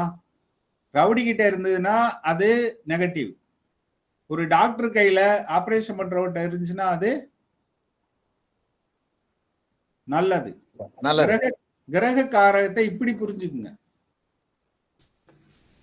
ஒரு பிளேடு பிக்பாக்கெட்டுக்காரன்ட்ட இருக்கும்போது நம்ம பணத்தை காலி பண்ணிடுறோம், அதே பிளேடு ஒரு சர்ஜன்ட்ட இருக்கும்போது நம்ம உயிரை காப்பாத்துது. அதனால ராகு கெட்டவனா நல்லவனா, கேது கெட்டவனா நல்லவனாங்கிறதுல கிடையாது. எந்த சம்பவத்திற்கு யாரு நல்லது செய்வாங்கன்னு யோசிச்சீங்கன்னா, இன்னும் இதுல நான் உயர்நிலைக்கும் உயர்நிலையாக உங்களுக்கு அந்த தத்துவத்தையே கொடுத்துட்டேன், நம்மளே எடுத்துக்கலாம். எங்க யாரு கெட்டவங்க எங்க யாரு நல்லவங்க. அதனாலதான் சில புத்தகங்கள்ல அவங்கள நல்லவங்கன்னு எழுதுறதோ இன்னொரு இடத்துல கெட்டவங்கன்னு எழுதுறதுமோ வரும். அதனால புத்தகம் எழுதினவங்கள நான் தவறு அதனாலதான் சொல்லல, அவங்களுடைய கண் பார்வையில அவங்க நோக்கத்துக்கு அது அப்படி தெரியுது. அதனால இடத்துக்கு இடம் சில விஷயங்கள் மாறும். அப்படி கிரக காரகத்துல புரிஞ்சுக்குங்க, பிராக்டிஸ் பண்ணுங்க. கிரக காரகத்திலேயே நமக்கு நல்ல புரிதல் ஏற்பட்டிருக்கும் நினைக்கிறேன். அதனால நிரந்தர நட்பு பகைன்னு கிடையாது, சூழ்நிலைக்கு தகுந்த மாதிரி எந்த காரியத்திற்கு எது நட்பு எது பகையாக வரும் அப்படின்னு எடுத்துக்கணும். இப்போ ஒருத்தர் டிஸ்டிலரி ராகு தசை கேது தசை எல்லாம் நடக்குதுங்க ஐயா, அப்போ எந்த மாதிரி இம்பாக்ட் இருக்கும்? பராசரத்துக்கு கூட்டி போறீங்க நீ. ராகு தசை கேது தசை அவங்க அதிபதியை தான் பார்க்கணும், வீடு கொடுத்தவனை தான் பார்க்கணும். அவங்க இருக்கிற இடத்த வச்சு பார்க்கணும் சார். அதான் வீடு கொடுத்தவன் தான் பார்த்துக்கணும். அதுக்கு வேற மாதிரி சொல்லியிருப்பேன் நானு. சரி, ஐயா பாரம்பரியத்துல அந்த ராகு கேதுனாவே நட்சத்திரத்தை எல்லாத்தையும் எடுத்துட்டு வரணும். ராகு வந்து ராகு கேது உடலற்றது. இருங்க அப்படியே, ராகு கேதுக்கு உடல் இல்லை. யாரோ ஒருத்தர் உடலை போய் தான் எடுத்துக்குது. எந்த வீட்டுல நிக்குதோ அந்த வீட்டு அதிபதியா அது மாறிக்குது. அப்போ ஒரு பேய் வந்து ஒரு பெண்ணுக்கு பிடிச்சதுன்னா எந்த மாதிரி செய்ய முடியுமோ அந்த வேலையை தான் அது செய்யும். ஒரு ஆணுக்கு பிடிச்சதுன்னா என்ன வேலை செய்ய முடியும், ஆணால என்ன பலம் என்ன மாதிரி செய்ய முடியுமோ அது மாதிரி செய்வார். ஒரு சயின்டிஸ்டுக்கு பேய் பிடிச்சதுன்னா அவரு என்ன விதத்துல வைரஸை போட்டு விட்டு பண்ணலான்னு பண்ணுவாரோ அப்படிதான் பண்ணுவாரு. ஒரு விவசாயிக்கு கிடைச்சதுன்னா என்ன பண்ணுவாரு, மரத்தை வெட்டி போடலாம், எதிரி அவன் வீட்டுல 4 வாழை மரத்தை வெட்டி எரிஞ்சிடலாம் அப்படின்னு வெட்டுவார். அதனால ராகு வந்து அவருக்குன்னு ஒண்ணும் கிடையாது. எந்த உடம்புக்குள்ள போதுறாரோ, இது பேய் கதை நல்லா புரிஞ்சிருக்கும்னு நினைக்கிறேன் ராகுக்கு இதுக்கு. சரிதானுங்கய்யா? அவங்க உடலற்றவர்கள். அப்ப என்ன செய்வாங்க, யாருக்கு விளக்கம் சார், இதுக்கு சிறப்பான விளக்கம். யாருடைய போகிறது அவங்கள மாதிரி மாதிரிதான் செய்வாங்க. கெட்டது செய்வாங்க, ஆனா யாருகிட்ட போய் சேர்றாங்களோ அது கெட்டதா மட்டும்தான் இருக்கணும்னு அவசியம் இல்லை. நல்லதா செஞ்சு பின்னாடி அது கெடுதலா மாறும். கண்டிப்பா ராகு நல்லது செய்யறாருன்னா பின்னாடி அது சரி, அது போகட்டும். இன்னைக்கு வகுப்பு போயிட்டு இருக்கு. இன்னும் ஒரு முக்கியமான விஷயம் மட்டும் நான் சொல்லிடுறேன். இதுவும் போன வீடியோ சரியா முழுமையா பார்த்துருந்தீங்கன்னா இப்ப நான் என்ன சொல்ல போறேன் அப்படிங்கிறது புரிஞ்சிருக்கும். இதுக்கு முன்னாடி பார்த்த உதாரண ஜாதகத்தில் திருமணம் 32 வயசு வரையில ஆகல. 2வது வகுப்புல பார்த்ததுல அந்த இதை நான் வந்து உங்களுக்கு இடையில எடிட்டிங்ல ஒரு இதெல்லாம் இன்சர்ட் பண்ணி எல்லாம் போட்டு வச்சிருந்தேன். செவ்வாயும் கேதுவும் ஒரே டிகிரியில இருந்திருப்பாங்க. 1 டிகிரி வித்தியாசத்துக்குள்ள 2 டிகிரி 3 டிகிரியில செவ்வாயும் கேதுவும் இருப்பாங்க. இது ஒரு முக்கியமான விதி சொன்னேன், இருந்தாலும் மீண்டும் எழுதிக்கங்க. ஒரு வக்ர கிரகம் தன்னுடன்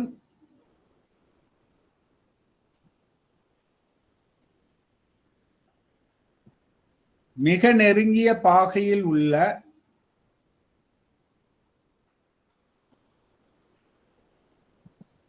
கிரகத்தை தன்னுடைய திசையில் இழுத்து செல்லும். ஒரு வக்ர கிரகத்தோட ரொம்ப நெருக்கமா ஒரு கிரகம் இருந்துச்சுன்னா அது வந்து என்ன செய்யும், காந்த போல் இழுத்துக்கொள்ளும். அது அப்படியே தன்னோட திசையிலேயே இழுத்துக்கிட்டு போயிடும். இப்ப அந்த ஜாதகத்தை மனசுல கொண்டு வந்தீங்கன்னா, கேது வந்து வக்ர கிரகம் இல்லையா? கேது எப்பவுமே ராகுவும் கேதுவும் வக்ரம். கேது வந்து சுக்கிரன் வந்து கேதுல இருந்து 13 டிகிரி மேல தள்ளி போயிருப்பார். 12 டிகிரியா 13 டிகிரியா தள்ளி இருப்பார். ஏறத்தாழ ஒரு நட்சத்திரம் 8 டிகிரிக்கு மேல போனாலே அவ்வளவு இன்ஃப்ளூயன்ஸ் இருக்காது. அதை புரிஞ்சுக்குங்க. ஒரு பாதத்துல இருந்தார்னா, ஒரு பாத அளவில் இருந்தால் அவங்க கட்டி போட்டுருவாங்க.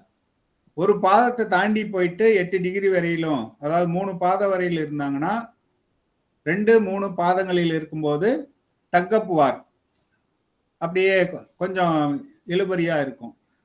4ஆம் பாதத்தை தாண்டி 4ஆம் பாதத்தை தாண்டிட்டா பெரிய பாதிப்பு இருக்காது.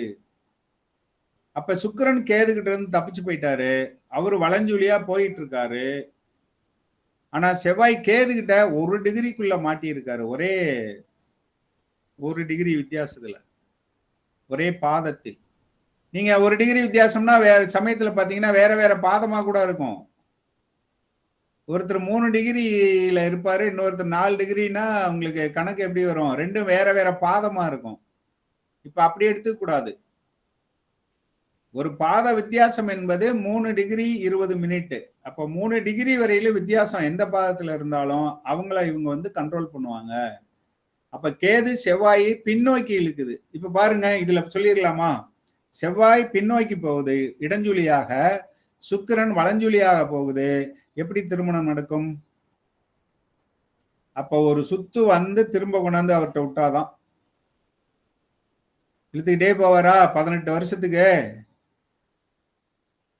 இப்ப நம்ம சும்மா ஒரு தமாசுக்கு பார்க்கணும்னா அவர் வயசுக்கு வந்ததுல இருந்து 18 வருஷம் கழிச்சுதான் அந்த வாய்ப்பு 36 வயசுக்குள்ளதான் நடக்கும். ஆமா, ஒரு ஆண்மை அப்படிங்கிற ஒரு இரண்டாவது சுற்று. கேதுவுடைய 2வது சுற்றுல தான் கொண்டு வந்து அங்க விடுவார். அப்பதான் சேர்றதுக்கான வாய்ப்பு இருக்கு. இன்னொரு விஷயம் புரிஞ்சுங்க, காதல் வருது, திருமணம் சீக்கிரம் ஆகுதுன்னா, இப்ப சுக்கிரன் வந்து மேல இருந்து, சுக்கிரன் 2 டிகிரியில இருந்து, இந்த இது நல்லா புரிஞ்சுங்க, படம் போட்டு கூட எழுதிங்க, கட்டம் போட்டு. சுக்கிரன் இடத்துல செவ்வாயும் கேதுவும், சுக்கிரன் இடத்தில் செவ்வாயும் கேதுவும் இருக்கணும். அப்படி இருந்திருந்தா இவரு காதல் வந்திருக்கும். ஏன்னா கேது என்ன பண்ணும், சுக்கிரன் வந்து வலஞ்சுழியா வந்துகிட்டு இருக்கும், 2 டிகிரியில இருந்து கிளம்பி வந்துகிட்டு இருக்கும். செவ்வாய் 13 டிகிரியில கேதுவோட இருக்காரு, 2 பேருமே அப்ப ஒரே டிகிரியில, செவ்வாயும் கேதுவும் 13 டிகிரியில இருக்காங்க. அப்ப என்ன பண்ணுவாரு, இவரு பெண்ணை தேடி போய் காதலிப்பார், இளம் வயது திருமணம். ஏன்னா அது பிடிச்சி தள்ளுது. ராகுவா இருந்தாலும் இதேதான். கேதுவை கயிறுன்னு எடுத்துக்கிட்டு தாலி கயிறுன்னு கொண்டு போவாங்க. கேது தாலி கட்ட வைப்பார். சுக்கிரனா இருந்து, சுக்கிரன் கேது சேர்ந்து இருந்து செவ்வாய் இந்த பக்கம் இருந்திருந்தா என்ன பண்ணுவாரு, பெண்ணு தேடி வந்து இவரை துரத்தும். ஓ, என்னை கட்டிக்கிறியா இல்லையா? நான் ஹெட்மாஸ்டர் இருந்த ஒரு காலத்துல ஒரு பொண்ணு ஒரு பையனை போய் சட்டையை பிடிக்குது, கரெக்டா அது ரவுண்டு போயிட்டாங்க. ஏய், என்னை லவ் பண்ண முடியுமா முடியாதுறான்னு 12வது பொண்ணு பையனை ஒருத்தனை சட்டையை பிடிச்சி இழுக்குது, நான் பார்த்துட்டேன். அவனை தனியா கூட்டு வந்து, என்னடா, ஏன்னா பொதுவா அந்த வயசுல நேருக்கு நேரம் யாரையும் ஒன்றும் பண்ண முடியாது, பிரச்சனையாயிடும்.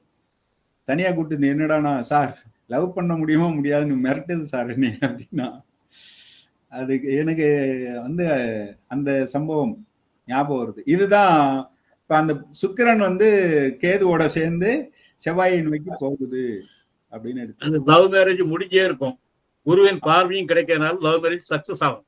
ஆமா, குரு செவ்வாய், குரு சுக்கிரன் கேது, குரு சனி இது பண்ணிட்டாங்கன்னா, இப்ப கேது வந்து நம்ம தடைன்னு நினைப்போம், அங்கதாங்க நம்ம படிக்கிறதுல புரிஞ்சு படிக்கணும்.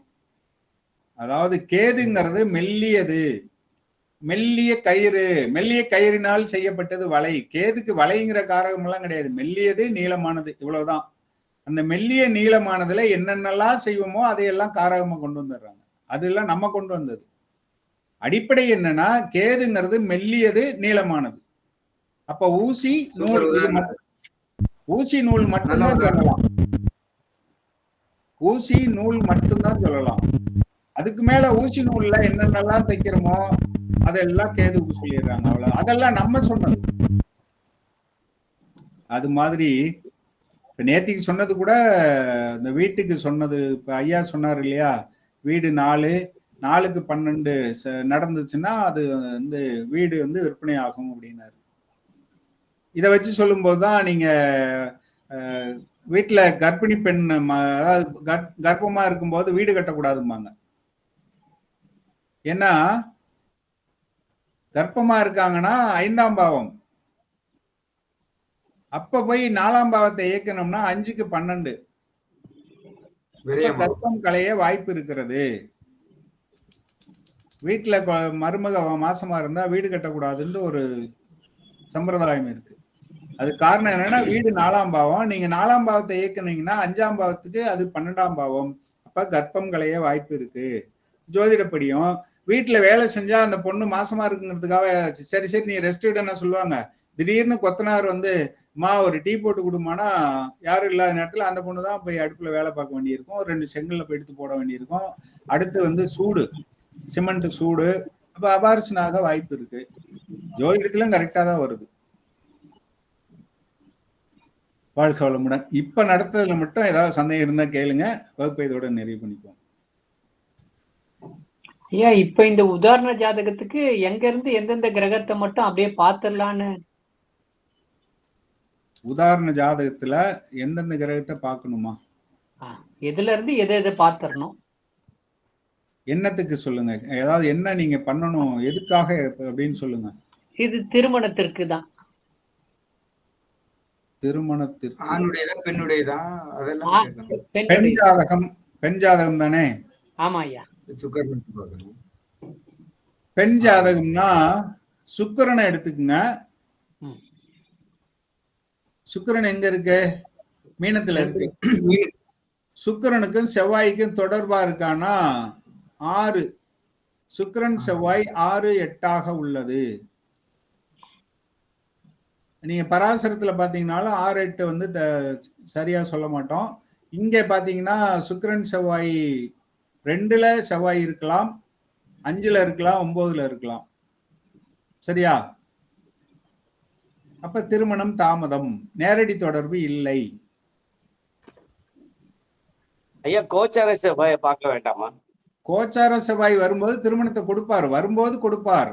ஆனா திருமணம் என்பதற்கு உண்டா இல்லையா, திருமணம் உண்டா இல்லையான்னு கொடுப்பினை, அதாவது ஒரு ஜாதகத்தை கொடுப்பினை அப்படின்னு ஒண்ணு இருக்கு, எப்பொழுது நடக்கும்னு ஒண்ணு இருக்கு. கொடுப்பினைங்கிறது கோச்சாரத்தை வச்சு பார்க்க கூடாது, ராசி கட்டத்தை வச்சு பார்க்கணும். ஏன் இந்த ஜாதகத்திலே செவ்வாய் இருங்க நான் சொல்லிடுறேன், கடைசி டைம் ஆயிடுச்சு ரொம்ப. கொடுப்பினை இருந்தாதான் அது வந்து தசாபுத்தியிலயோ கோச்சாரத்திலயோ நடக்கும். கொடுப்பினை இல்லைன்னா இங்க கோச்சாரம் எப்படி வந்தாலும் தசாபுத்தி எத்தனை வந்தாலும் நடக்காது. அதே மாதிரி கொடுப்பினை இருந்து கோச்சாரமும் வரல, தசாபுத்தி வரலைனாலும் நடக்காது. கொடுப்பினை என்பது ராசி கட்டம். முதல்ல நம்ம பார்க்க வேண்டியது இவங்களுக்கு கல்யாணத்துக்கு யோகம் இருக்கா, கல்யாண யோகம் இருக்கா அப்படின்னா செவ்வாய் சுக்கிரன் சேர்க்கை நேரடியா இருந்தா நல்ல வாய்ப்பு இருக்கு, சீக்கிரம் கல்யாணம் ஆயிடும். இந்த மாதிரி சேர்க்கை வந்து இல்ல, 4, 6, 8 இது வந்து நாடி முறையில சேர்க்கை அல்ல, மறைவிடம். அப்ப இங்க செவ்வாய் சுக்கிரன்ல இருந்து 6ல இருக்கிறதுனால இது வந்து திருமணம் தாமதம் அப்படின்னு எடுத்துக்கலாம். வேற வாய்ப்பு இருக்கான்னு பாத்தீங்கன்னா அடுத்த நிலை என்ன, செவ்வாய்க்கு வீடு கொடுத்தவன் சூரியன். சூரியன் வந்து சுக்கிரனோடவே இருக்காரு, வாய்ப்பு இருக்கு, 2ஆம் நிலை வாய்ப்பு, வேறொருத்தர் முயற்சியினால நடக்கும். அப்போ அது கொஞ்சம் தாமத திருமணம், மன திருமணம் உண்டு. தந்தை மூலம் நடக்கிறதுக்கு வாய்ப்பு இருக்குங்களா? அதெல்லாம் அடுத்தது போய்க்கலாம். இப்போ வந்து நடக்கிறதுக்கு வாய்ப்பு இருக்கு அப்படிங்கிறது தான். தந்தை மூலம்னு எடுத்துட்டீங்க, ரைட்டு தான். இப்படிதான் எடுக்கணும். இப்ப சுக்கிரன் அங்க இல்ல, சுக்கிரன் வேற ஒரு இடத்துல இருக்காரு, சூரியன் அங்க இல்ல அப்படின்னா, சூரியன் எங்கேயாவது மிதுனத்துல இருக்காருன்னு வச்சுங்க, குருவும் சூரியனும் சேர்ந்து இருந்தாலும் திருமணம் நடக்கும். ஏன்னா சுக்கிரனுக்கு வீடு கொடுத்தவன் குரு, செவ்வாய்க்கு வீடு கொடுத்தவன் சூரியன். இப்ப சுக்கிரன் சூரியன் சேர்ந்து ஏதாவது ஒரு வீட்டுல, அதனால அதுல வந்து சேர்க்கையை தான் பார்க்கணும். ஏதாவது ஒரு வீட்டுல சேர்ந்து இருந்தாங்கன்னா திருமணம் நடக்கும் அப்படின்னு எடுக்கணும். ஆனா இதெல்லாம் தாமத திருமணமாக இருக்கும், உரிய பருவத்துல நடக்காம லேட் ஆகலாம். ஆனா கோச்சாரம் சரியா வந்துச்சுன்னா, சரியான நிறையில கோச்சாரம் வந்துச்சுன்னா உரிய வயதில் நடக்கலாம். அதை பார்த்துக்கணும். இப்படியே இருந்தாலும் கூட கோச்சாரம் சனியும் குருவும், அப்ப வந்து எப்படின்னா சனியும் வரணும் குருவும் வரணும். பாருங்க, குருங்கிறது கோச்சார குருவை தான் சொல்றேன் நான். நடத்தி வைப்பவர்கள் வந்து நடக்கின்ற விதியை வாங்கி வந்தவங்க ராசி கட்டத்துல இருக்கவங்க, அதை நடத்திக்கன்னு ஆசீர்வாதம் பண்றவங்க கோச்சாரத்துல வர்றவங்க. நல்லா புரிஞ்சுங்க, ரெண்டையும் குழப்பிக்காதீங்க. ஏன்னா ஒவ்வொரு புத்தகத்துல ஒவ்வொரு மாதிரி எழுதியிருக்காங்க. ஒவ்வொரு புத்தகத்துல, ஏன்னா தமிழ் புத்தகத்தை சொல்றேன் நான், அந்த உண்மையிலேயே நல்ல புத்தகங்கள் எல்லாம் அப்படி இருக்காது. இப்ப நான் பாட்டுல ஒரு புக்கு போடுறது, எங்கிட்ட படிச்சுட்டு நான் சொல்றதை வச்சுட்டு நீங்க ஒரு டைப்பிங் தெரிஞ்சதுன்னா நீங்க ஒன்ன போட்டு பிடிஎஃப் இன்டர்நெட்ல ஏற்றி விட்டுறது, அப்படிதான் இப்ப நிறைய வந்துகிட்டு இருக்கு. அந்த மாதிரி வர புத்தகத்தை பத்தி நான் சொல்லல. சரி, அப்போ ராசி கட்டத்துல இருக்கிறது கொடுப்பினை, கிடைக்குமா கிடைக்காதான்னு முடிவு பண்றது இதுதான். எப்போது கிடைக்கும் என்பது கோச்சாரம் முடிவு பண்ணும். நாடியை பொறுத்தவரையிலும் பராசரம்னா தசாபுத்தி எடுத்துக்கலாம். ரெண்டுமே தெரிஞ்சவங்க ரெண்டையும் பார்த்துக்கலாம். குருஜி பெண்களுக்கு வந்து எதை பார்க்கணும்? செவ்வாய் தானே பார்க்கணும். பெண்ணுக்கு சுக்கிரன் செவ்வாய் சேர்க்கை பார்க்கணும். ஆணுக்கு பார்க்கும்போது குரு சுக்கிரன் பார்க்கலாம், சுக்கிரன் செவ்வாயும் பார்க்கலாம். ஏன்னா அங்க ஆண் ஜாதகர் வந்து குரு, ஜாதகர் குரு. அதனால ஜாதகருக்கும் கலத்தர காரகன் என்ற சுக்கிரனுக்கும் தொடர்பு இருந்தாலும் எடுத்துக்கலாம். அப்படி இல்லாம செவ்வாய் சுக்கிரனையும் எடுத்துக்கலாம். பெண்ணுக்கு பார்க்கும்போது சுக்கிரன் செவ்வாய் மட்டும்தான் எடுக்கணும். கோச்சாரத்துலதான் ராசி, அந்த ராசியில வர ஜனன குருவுக்கு தொடர்பு வருதான்னு பார்க்கணுமே தவிர இங்க வந்து குரு செவ்வாய் தொடர்பு இருக்கான்னு பார்த்து சரியா வராது பெண் ஜாதகத்துல. வாசிம் கான் ஐயா, அதெல்லாம் அடுத்தடுத்த லெவல்ல போவோம். இப்ப அடிப்படையில இருக்கிறோம். நீங்க வந்து எல்டிஐ ஆகிட்ட படிச்சுட்டு இங்க வந்து உட்கார்ந்து இருக்கிறீங்க, சரியா? நம்மகிட்ட இங்க 4-5 பேர் இப்பதான் முதல்ல கிளாஸுக்கு வந்திருக்காங்க. அவங்களுக்கு எப்படி போகணும், வரிசையா கொஞ்சம் கொஞ்சமா புரிய வச்சு போகணும். டக்குன்னு நேரடியா அட்வான்ஸ் லெவலுக்கு போனோம்னா புரியாது. அப்புறம் அவங்க பாட்டுல தலையாட்டிக்கிட்டே உட்கார்ந்துருப்பாங்க. ஐயா, நான் முதல் தடவை ஜாயின் பண்ணிருக்கேன், அதனாலதான் நிறைய கேளுங்க, எவ்வளவு வேணாலும் கேளுங்க. அவரு வாசிம் கான் வந்து எல்டிஐ ஆகிட்ட படிச்சவரு. அவர் நம்ம எப்படி நடத்துறோம்னு பாக்குறதுக்காக வந்து உட்கார்ந்துருக்காரு. வாழ்க வளமுடன். முடிச்சுக்கலாங்களா ஐயா? நன்றி ஐயா. நன்றி நன்றி நன்றி. ஓகே, நன்றி ஐயா. வணக்கம். வாழ்க வளமுடன். நன்றி. இது வேற ஒன்னும் கேள்வி இல்லையில? கேள்விகள் இல்லைங்கய்யா. சொல்லுங்க, நீங்க சொல்லுங்க. சொல்லுங்க, ஏதாவது சொல்லாதீங்க. சூரியன் குரு புதன் அந்த இது கொண்டு பார்த்தோம், நட்பா பகையாங்கிறது பேசிக் தாங்க. அது நீங்க சொல்றீங்களா? சொல்லுங்க சொல்லுங்கய்யா. குரு புதன் எல்லாமே உபய லக்னங்களா போகுது இல்லைங்கய்யா? ஆமா ஆமா ஆமா ஆமா. கொண்டு வர வேண்டாம்னு நினைச்சேன். ஆமாங்க, அதனாலதான் பேசுறேன். உபயலக்னத்துக்கு 7ஆம் வீட்டு அதிபதியா போறாங்க, அது பாதகஸ்தானமா போகுது. பாதகஸ்தானமா போகுது, பாதக அதிபதியா போகுது. அதனால கண்டிப்பா அது இதுதான். அதே நேரத்துல ஜோதிடம்னு பார்த்தா குரு புதனோட சம்பந்தம் இல்லாமல் நம்மளால ஜோதிடம் படிக்க முடியாது. அது ஒரு பாயிண்ட். அது அதுதான். அதனாலதான் என்ன சொன்னோம், சில மாதிரி பயன்படுத்திக்கலாம், இடத்துக்கு தகுந்த மாதிரி பயன்படுத்திக்கலாம். இன்னொரு கதையும், அந்த புராண கதை சொல்லும் பொழுது பாத்தீங்கன்னா, புதன் சந்திரனோட மகனாக இருந்தாலும் கடைசியா குரு ஏத்துக்கிறாரு. அப்படிதான் அந்த வரலாறு சொல்லுது, அதாவது புராணம் சொல்லுது. அப்போ பிடிக்காத வீட்டு பிள்ளையா இருந்தாலும் ஏத்துக்கிறாரு கொஞ்சம் மனசுல இதோட. அதனாலதான் அதை நட்பா பகையான்னு எடுக்காம எடுத்துக்கிறோம். அந்த பாதரசமும் தங்கமும் சேரும் பொழுது இது அதை கெடுத்துருது, அது இதை கெடுத்துருது. இருந்தாலும் ரெண்டும் ஒன்னா கலந்துருதுன்னு எடுத்துக்கலாம் இல்லையா? கலந்துருது. சரி வாடா, இருந்தாலும் என் பொண்டாட்டிக்கு தான் நீ பிறந்த, வேற ஒருத்த பையனா இருந்தாலும் சரி சரி வா அப்படின்னு ஏத்துக்கிறாரு. அவர் வந்ததுனால இவர் குடும்ப மானம் போயிடுது, இவருடைய மஞ்சள் தன்மை இழந்து போயிடுது. அதாவது குரு தங்கம் மாதிரி இருந்த அந்த இது மறைஞ்சு போயிடுது. இப்படி எல்லாம் புரிஞ்சுக்கிட்டோம்னா பதில் சொல்ல ரொம்ப நல்லா இருக்கும். நீங்க அந்த உபயராசிங்கிறத கொண்டு வந்ததும் இங்க மனசுல வச்சுக்கோங்க. ஐயா சொன்னது அதை மனசுல வச்சிட்டீங்கன்னா நட்பா பகையான்றது இன்னும் நல்லா தெரியும். பகையாதான் இருக்க முடியும். அதனாலதான் இந்த உபய ராசி லக்னம் உபய ராசியிலேயோ லக்னத்திலேயோ பிறந்தவங்களுக்கு கண்டிப்பா கணவன் மனைவி கிட்ட கொஞ்சம் அதிகமான, இப்ப எப்படியும் பொதுவா கணவன் மனைவி இதா இருக்க மாட்டாங்க. அதுல மீனம், மிதுனம், கன்னி, தனுசு, இவங்களுக்கு கண்டிப்பா ஒய்ஃபை பத்தியோ கணவனை பத்தியோ நீங்க என்ன சொல்லலாம்னா, நீங்க ஒண்ணு சொன்னா அவர் ஒண்ணு சொல்லுவாரு அப்படின்னு உறுதியா சொல்லலாம். மத்தவங்களுக்கு அப்படிதான் வரும். அது கொஞ்சம் கம்மியா இருந்தாலும் இவங்களுக்கு அதிகமா வரும். இல்லைங்க என் மனைவி என் மேல ரொம்ப பாசமா இருப்பாங்க அப்படின்னா அடுத்த அப்படி 2வது பிள்ளை எப்படி சொல்லு பார்க்கலாம். ஒரே அடியா மனைவி நல்லா இருக்குன்னா நீங்க அடுத்த வார்த்தை உன் 2வது பையன் நீ சொன்னா கேட்க மாட்டானே அப்படின்னு சொன்னீங்கன்னா கண்டிப்பா கரெக்டா இருக்கும். அதுதான் இப்ப ஐயா சொன்னா உபய ராசியினுடைய பலன். வாழ்க வளமுடன். நன்றிங்கய்யா. அப்பப்போ அதுக்குதான் உங்களை அடிக்கடி ஏதாவது பேச சொல்றது. இன்னைக்கு இங்க நம்ம இருக்காரு ஐயா, இன்னும் ஒண்ணும் சொல்லாம இருக்காரு, வேலாயுதம் ஐயா. வாழ்க வளமுடன். நன்றிங்கய்யா. நன்றிங்கய்யா.